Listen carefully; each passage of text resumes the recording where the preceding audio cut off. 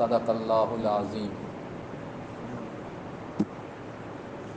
میرے بھائیوں، بزرگوں اور دوستوں، اصل میں تو آپ حضرات سے مجھے کل ملنا تھا اور ارادہ تھا کہ جمعہ کی نماز آپ حضرات کے ساتھ پڑھوں، لیکن دنیا کا نظام، انسان کچھ بناتا ہے اور ہوتا وہ ہے جو اللہ چاہتا ہے۔ خیر، اپنی کہانی نہ بتا کر ابھی نماز سے 15-20 منٹ پہلے امام صاحب کا اور اس کے بعد ہمارے جناب اسلام صاحب کا سے بات ہوئی اور کہا کہ نماز کے بعد تھوڑی دیر آپ کو بات چیت کرنی ہے۔ سوچ رہا تھا دل میں کیا بات کروں، لیکن امام صاحب نے مغرب کی پہلی رکعت میں قرآن کریم کی جن آیتوں کی تلاوت کی، ویسے تو پورا قرآن کا ایک ایک حرف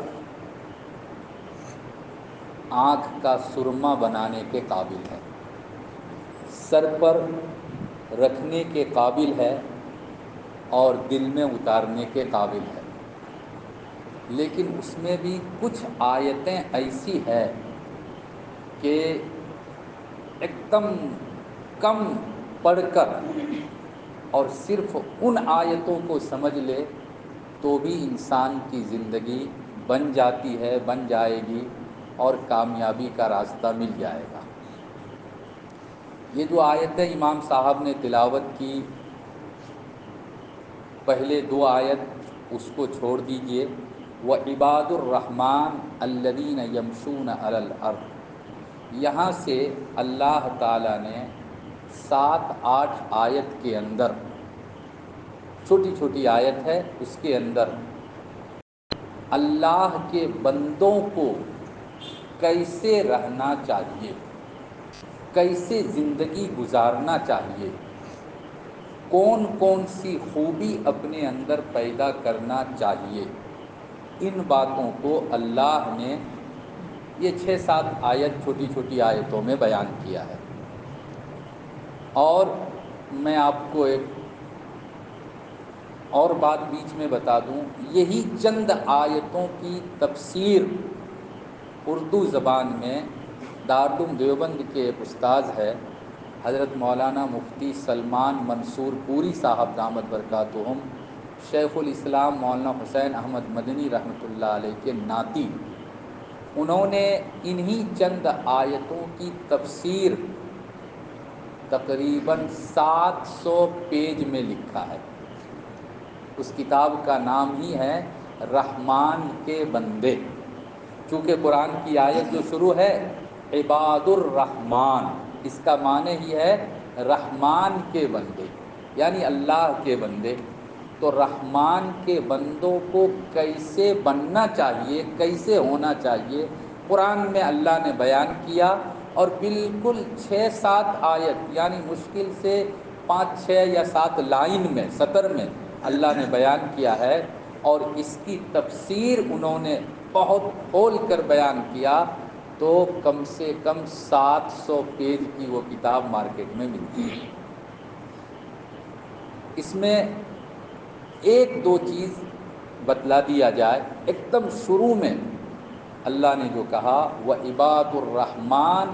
الَّذِينَ يَمْشُونَ عَلَى الْأَرْضِ هَوْنًا، رحمان کے بندے وہ ہے، اللہ کے صحیح معنی میں بندہ وہ ہے جو زمین پر جب چلے تو نرمی سے چلے، زمین پر چلے تو نرمی سے چلے، ہاں، تکبر کے ساتھ، غرور، گھمنڈی کے ساتھ، اکڑ کے ساتھ، اکڑتے ہوئے نہ چلے، بلکہ اپنے آپ کو جھکا کر اور تواضع، انکساری، ہم کچھ نہیں ہے، ہماری کوئی حیثیت نہیں ہے، جو کچھ ہے اللہ ہے، جو اللہ چاہے گا وہ ہوگا، ہمارے چاہنے سے کچھ نہیں ہوگا۔ اللہ نے اگر بہت مال دے دیا تو بہت بڑے بڑے مالدار منٹوں میں نہیں سیکنڈوں میں دنیا سے چلا گیا، کسی کو احساس نہیں ہوا کہ یہ اتنا جلدی مرے گا، مر گیا۔ تو سب کنٹرول اللہ کے ہاتھ میں ہے۔ تم تکبر کس بات پہ کرتے ہو؟ غرور اور گھمنڈی کس بات پہ کرتے ہو؟ تم سوچو، تم کس چیز سے پیدا ہوئے؟ کتنا گھٹیا پانی، کہاں سے تم پیدا ہوئے؟ ماں کے پیٹ میں تم کتنے دنوں تک رہے؟ اور پیٹ کے اندر وہاں سونا، ہیرا، چاندی یہ سب تو نہیں ہوتا ہے۔ پیٹ میں کیا ہوتا ہے سب کو معلوم ہے۔ تو پیٹ میں رہے، گندی چیزوں کے بیچ میں رہے، اب اس دنیا میں آئے، جب آئے تو تم کوئی سامان بھی اپنے ہاتھ سے نہیں اٹھا سکتے تھے۔ اسی اللہ کے سہارے پر اللہ نے ماں کے سینے میں دودھ پیدا کیا، اور اس دودھ سے تمہاری پرورش ہوئی، تم بڑھے، بڑھتے بڑھتے بڑھتے بڑھتے جب جوان ہو گئے، آج تھوڑا سا چلنا آ گیا، تھوڑا سا پیسہ کیا آ گیا کہ اس کے بعد تکبر دکھانے لگے۔ الکبریاء ردائی، تکبر کے بارے میں اللہ نے فرمایا تکبر یہ تو میری چادر ہے، بڑا تو میں ہوں، میرے سامنے تم کیا بڑاپا دکھلاتے ہو؟ تمہاری کیا حیثیت ہے؟ سیکنڈ نہیں لگے گا اور تم کہاں سے کہاں چلے جاؤ گے۔ تو رحمان کے بندے صحیح معنی میں وہ ہے جو تواضع، انکساری اور بالکل جھک کر ہر بڑے کے سامنے احترام کے ساتھ، گویا کہ میں کچھ نہیں ہوں، جو کچھ ہوں اللہ کے دینے پر اس حالت میں پہنچا ہوں، اللہ اگر نہیں چاہے گا تو میری کوئی حیثیت نہیں۔ آدمی جب تکبر سے پرہیز کرتا ہے اور تواضع، انکساری، جھکنے کی عادت پڑتی ہے تو کیا ہوتا ہے؟ من تواضع للہ رفعہ اللہ، جو اللہ کے لیے تواضع اختیار کرے، جو اپنے آپ کو جھکا دے، میں کچھ نہیں ہوں، میرے پاس کچھ نہیں ہے، اگر کچھ ہے تو یہ سب اللہ کا ہے، کسی کے سامنے تکبر نہ کرے، کسی کے سامنے غرور اور گھمنڈی نہ کرے، بلکہ اپنے آپ کو جھکا دے، تو اللہ تعالیٰ اپنی طرف سے اس کو اونچا مقام، عزت اور مرتبہ عطا کرتا ہے۔ حدیث میں آیا، چنانچہ کہنے کی بات نہیں، آپ لوگ سب جانتے ہیں کہ جس پیڑ میں پھل زیادہ ہوتا ہے وہ اتنا ہی جھکا ہوا رہتا ہے، اور پیڑ کا پھل جب خالی ہو جاتا ہے تو اونچا معلوم ہونے لگتا ہے۔ تو تکبر کون کرتا ہے؟ گویا کہ جو اپنی حقیقت کو نہیں جانتا۔ اس لیے اللہ تعالیٰ نے رحمان کے بندے یعنی اپنے بندوں کا جب گن بتلایا، یہ ابھی جو مغرب میں ہم نے اور آپ نے امام صاحب سے سنی، پہلا گن اور پہلا وصف یہی بتایا کہ الذین یمشون علی الارض، زمین پر پیر کو مارتے ہوئے نہیں، تکبر اور اطراحٹ کے ساتھ نہیں چلنا ہے، انتہائی تواضع، نرمی اور ایک سائیڈ ہو کر اپنا سر جھکا کر چلو گے، اللہ تعالیٰ تم کو اونچا کرے گا۔ اس کے بعد وَإِذَا خَاطَبَهُمُ الْجَاهِلُونَ قَالُوا سَلَامًا، اگر بائی چانس تم تو بہت اچھے طریقے سے چل رہے ہو، اچھی زندگی گزارنا چاہتے ہو، لیکن کچھ لوگ ہوتے ہیں خواہ مخواہ جھگڑا مول لیتے ہیں، خواہ مخواہ جھگڑا مول لیتے ہیں، آپ بچ کر چلنا چاہیں گے تو وہ آپ کو کندھا لگائے گا، کسی طرح سے آپ کھل جائیں، کسی طرح سے آپ زبان سے تھوڑا سا کچھ بولے، آپ ایک بولیں گے تو وہ آپ پر 10 بولے گا، اگر آپ ایک گالی دیں گے تو وہ آپ کو 10 گالی دے گا۔ اللہ تعالیٰ نے فرمایا وَإِذَا خَاطَبَهُمُ الْجَاهِلُونَ قَالُوا سَلَامًا، بائی چانس اگر کوئی نادان آدمی، ان پڑھ، گنوار، جاہل، جس کے اندر کوئی ادب نہیں، سلیقہ نہیں، تمیز نہیں، بڑے چھوٹوں کے ادب اور احترام سے اس کو کوئی مطلب نہیں، بائی چانس کبھی اگر وہ اس سے الجھتا ہے، اللہ کے نیک بندے جو ہوتے ہیں کسی بات پر اگر وہ الجھتا ہے، وہ گالی دے رہا ہے، وہ برا بھلا کہہ رہا ہے، تو ایسے موقع پر اللہ کے بندوں کو کیسا ہونا چاہیے؟ قالوا سلاما، وہاں سلامتی کے ساتھ نکل جاؤ۔ وہ اگر نام لے کر بھی گالی دے رہا ہے تو یہ سمجھ لو کہ شاید میرے نام کا اور کوئی ہے، یہ اس کو گالی دے رہا ہے، مجھ کو گالی نہیں دے رہا ہے۔ کیوں؟ اگر آپ رحمان کے صحیح بندے ہیں، اللہ کے صحیح بندے ہیں، اور آپ ان کے ساتھ تکرار کرنے لگیں گے، آپ ان کی 10 گالی کا ایک گالی دیں گے تو پھر وہ آپ کو 100 گالی دے گا، اور ایسی ایسی گالی دے گا کہ اللہ کے جو نیک بندے ہیں کبھی وہ زبان سے ایسی گالی نکال ہی نہیں سکتا۔ اس لیے کبھی اگر ایسا ہوتا ہے تو اللہ نے فرمایا کہ تم وہاں سلامتی کے ساتھ، اس کا 2 مطلب ہے، یا تو سلام کہتے ہوئے بابا السلام علیکم ورحمۃ اللہ، جو ہوا میری غلطی ہے، معاف کر دو، ہاں اللہ کے واسطے معاف کر دو، مجھ سے غلطی ہو گئی، تمہاری کوئی غلطی نہیں، سلام کرتے ہوئے گزر جائیے۔ نہیں، ایک اور دوسری تفسیر ہے کہ چپ چاپ خاموشی سے وہاں گزر جائیے، کہ آپ یہ سمجھ لو کہ وہ مجھ کو نہیں بلکہ میرے نام کا اور کوئی آدمی ہوگا، یہ اس کو گالی دے رہا ہے، شاید کبھی جھگڑا ہوا ہوگا، وہ اس کو گالی دے رہا ہے، مجھ کو گالی نہیں دے رہا ہے۔ اگر ایسا کوئی چلتا ہے، ایسا گزر جاتا ہے، تو وہ رحمان کے سچے بندے ہیں، اللہ کے اچھے بندے ہیں۔ چنانچہ